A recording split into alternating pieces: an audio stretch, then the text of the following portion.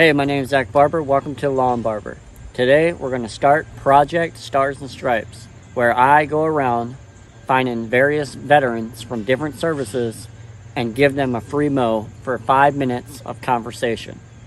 Let's get started. We used to have these brown tighty whities. Well, I guess they're brown underwear, like panties, right?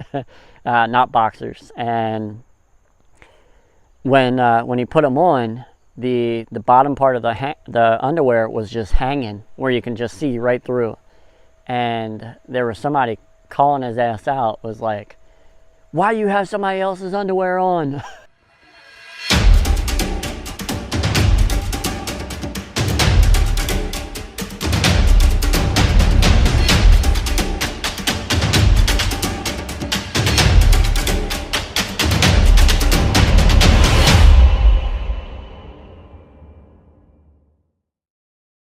So the first person we're going to actually interview is myself, because I don't have anybody.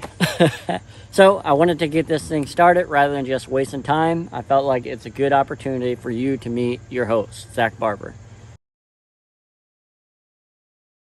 So as of today, I've been in the Army for 17 years. I started out as a 15 Bravo, which is an aircraft power plant repairer, which basically is just, I used to work on the turbine engines for all the various helicopters, whether it's the Kiowa, the Apache, the Blackhawk, the Chinook. I am a 15 Zulu, which is a company first sergeant in a training battalion, teaching the future of Army aviation. So there's really a few things that motivated me to join the military. I think one is, at the time, I had a girlfriend that her father was in the military. So like, I knew nobody in the military, and just seeing him in uniform, there was a level of respect there. Unconsciously, that might have had some kind of influence. I don't really know. The second piece is that my family are basically a bunch of people that don't have a lot of stability in their lives. They work until the day that they die because they do labor jobs that don't really pay well, or don't really have a retirement program set inside of them. And then the third thing is that I used to work for a company called Ingersoll Rand right out of high school. And I had a buddy, his name was Robert, and I used to work next to him, and he would tell me about his time in the service. And we had a common foe, which at the time, I'm not going to tell you his name, but basically we, collectively, we all kind of hated this guy, or maybe disliked, maybe hated, I don't know. But anyway, Ingersoll Rand got bought out by Volvo, and I told Rob that if this dude gets promoted to shop foreman, then I'm leaving. Well, he got promoted to shop foreman, and I left.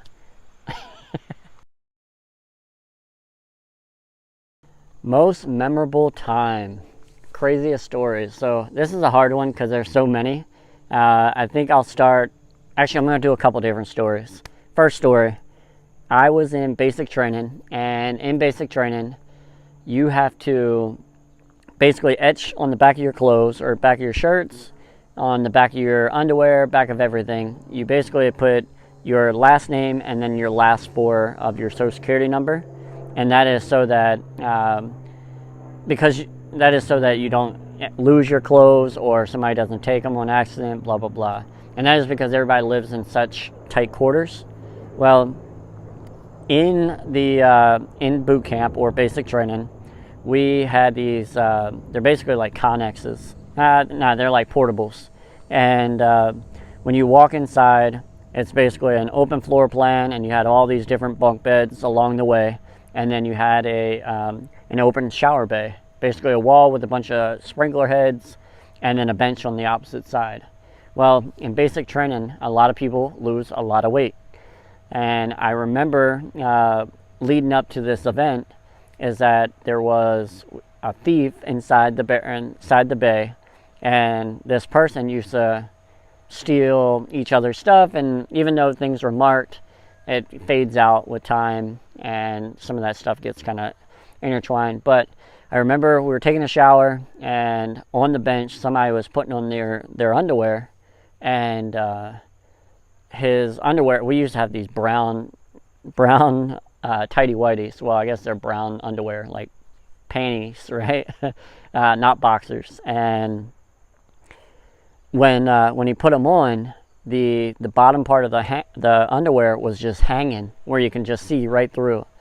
And there was somebody calling his ass out, was like, "Why you have somebody else's underwear on?" And he's like, "These are my underwear." And there's a huge argument, almost a fight over it. But at the end of the day, the dude lost so much weight that his underwears were literally just hanging off of his ass. Alright, the next story. So I was in a 2-6 Cav, and I was in a cavalry unit, and basically every time that we would have new soldiers, they would do a thing called spur rides and breaking in the Stetsons, right? And the only way that you can break in a Stetson is the person that breaks it in for you has to host like this, I wouldn't call it a ritual, but would host this event. I remember we were in Korea at the time, and people would put some of the nastiest stuff inside of these things. So like, it's supposed to be like alcohol and all this, and you drink out of it. Symbolize that, like the horse drinking out of the Stetson, right? You fill up your Stetson with water and you let your horse drink it. Well, the horse in this case is the soldiers. Everybody would line up with their Stetsons, and when they would line up, they would just kind of put it in front of them, and anybody that was a Stetson holder or that already was awarded and did the event before would, participate in it. So most of the time it was just different kinds of alcohol that people would bring, and they would, hey, this Jack Daniels is for America, and they would kind of pour it, or this Jim Beam represents this battle for during this time and all the soldiers that were lost, and then you would pour and kind of just have a symbolization along the way. Well, some people get a little out of control with it, and you would put, like, they would be smoking cigars and put ashes inside these Stetsons. They would put ketchup, mustard.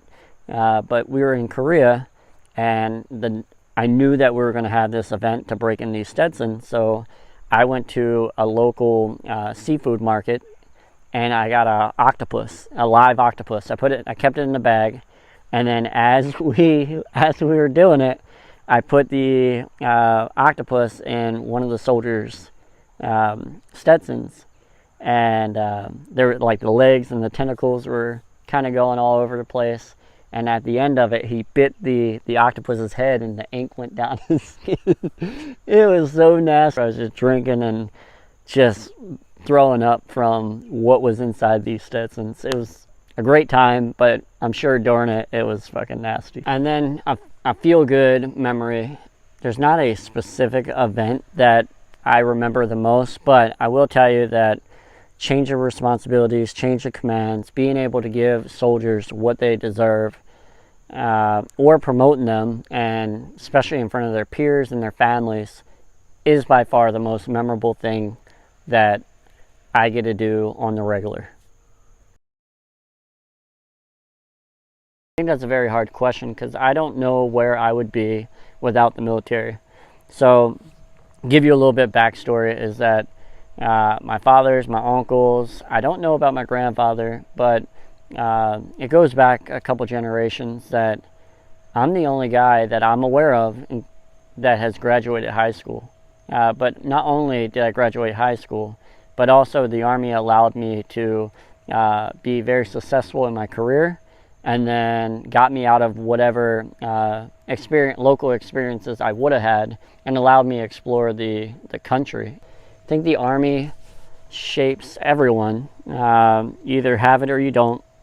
And I don't know if that's because of my personality and the way I grew up, but I have gained a lot from being in the military, whether that is from my military experience, personal experience, cultural experiences.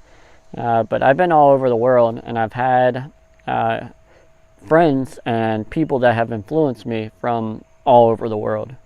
And I think that the unique thing about the military in general is that you get to share your experiences while they share their experiences, and it becomes this melting pot of goodness. In the Army, you get some of the best food ever, not literally at the chow halls, but with your friends and families that you connect with. I got friends from Thailand. I got friends from different parts of Africa.